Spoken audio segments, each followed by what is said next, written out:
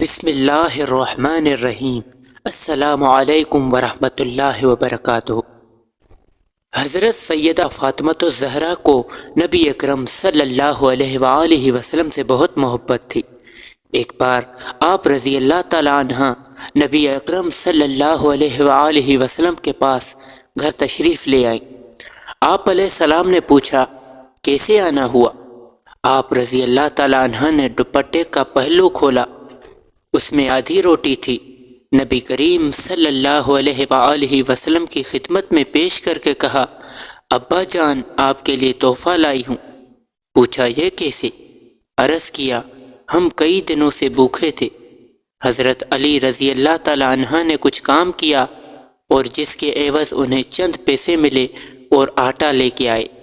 میں نے اس کی روٹیاں پکائی، ایک ایک حسن و حسین رضی اللہ تعالیٰ عنہ اور علی رضی اللہ تعالیٰ عنہ نے کھائیں اور ایک سائل کو دی۔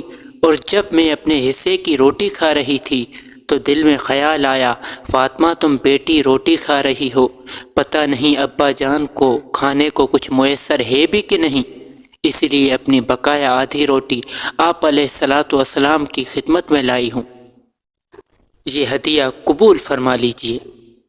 حضور آقائے دو جہاں نبی اکرم صلی اللہ علیہ وآلہ وسلم نے فرمایا، اے فاطمہ، قسم ہے مجھے اپنے رب کی، 3 دن گزر گئے ہیں، تیرے باپ کے پیٹ میں کھانے کا ایک لقمہ بھی نہیں گیا۔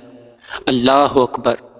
پیارے بھائیوں اور دوستو، دو جہانوں کے سردار کا یہ عالم ہے کہ 3 دن سے کچھ نہیں کھایا، فاقے کاٹ رہے ہیں۔